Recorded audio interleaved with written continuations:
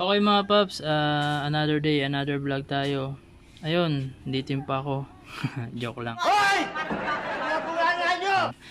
Ayan, update natin yung sa tensioner issue ni GTR. Maraming nagsasabi na ayun, may mga tensioner issue daw yung mga GTR nila. Gawa ng maingay raw. So, ito is tong GTR ko is nasa ano na to, 10 months. 10 months na siya mula ako binili. Yan, tignan natin yung odometer niya.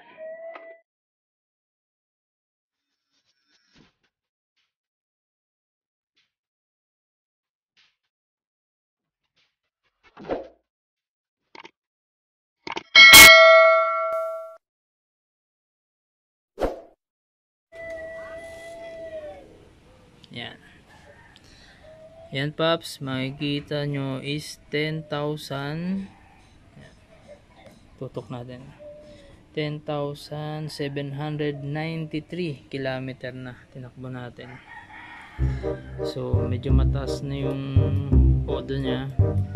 And then, check na natin yung engine noise niya. Para makita natin kung at marinig kung may tensioner issue siya. For now, makikita nyo pala sa una kong vlog na in-update natin yung tensioner niya within mga 6,000 kilometer ata. Ayun, sige, buksan natin. Engine start.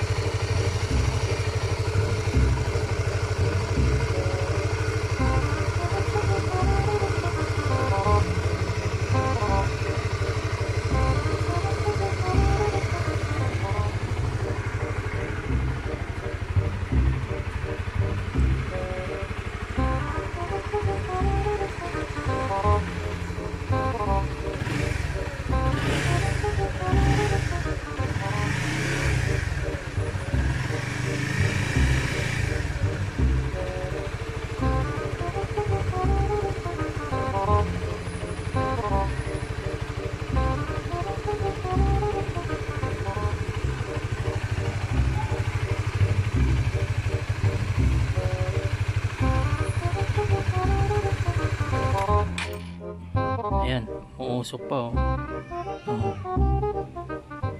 dahil sa langis na nilagay ko dun sa tubo ng tambucho. Kung makikita nyo sa videos ko, andun yun kung bakit umuusok. Yun guys, so far yung tunog ni GTR is smooth naman. Naka 10,700 plus kilometer na siya, tako niya. Smooth pa, di pa naman siya maingay. Siguro ko yung mga nagki-claim lang na maingay daw yung GTR nila is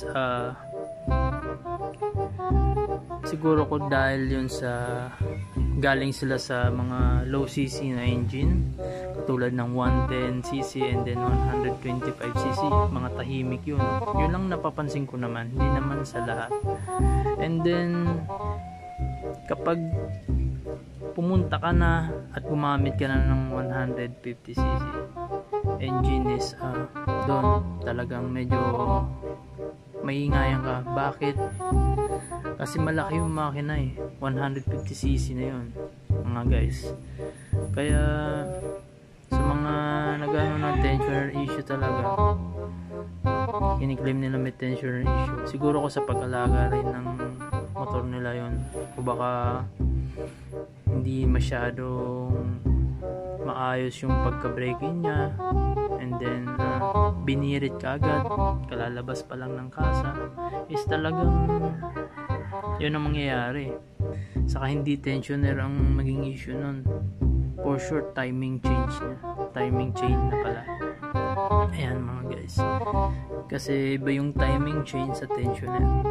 Marami rin nagpapalit sa ngayon ng mga tensioner na galing CRF 250, CRF 150, tapos nilalagay nila dito sa engine ng GTR, and then ganun pa rin maingay.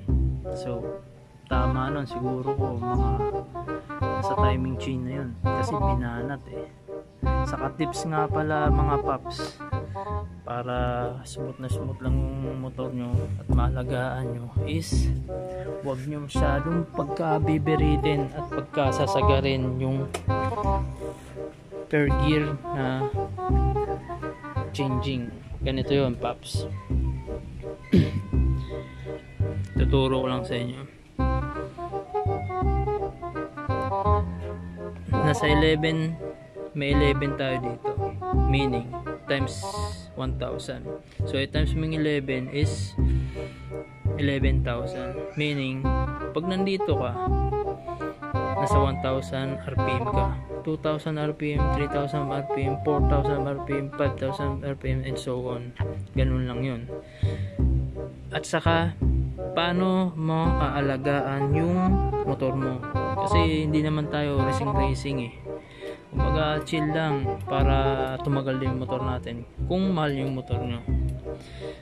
Ito lang naman tips ko, every na mag-change kayo ng gear, mapa first, second, third, fifth gear at 6, huwag nyong pagkakasagarin sa 6,000 RPM dito. Huwag nyong pagkakasagarin. Pwede naman, pero konti lang, pero huwag nyong papabutin ng 7,000 RPM dahil dyan nagkukos yung pagkaingay ng makina nyo. Yun lang naman. Pag mag-shift kayo ng every gear, tingnan nyo palagi ang RPM nyo, kasi hindi nyo alam, umiiyak na pala yung makina, hindi pa kayo nag-change. Hindi, huwag nyong payakin yung gearing nyo. Yan, dito lang 6,000 every shift nyo, pa gear kayo.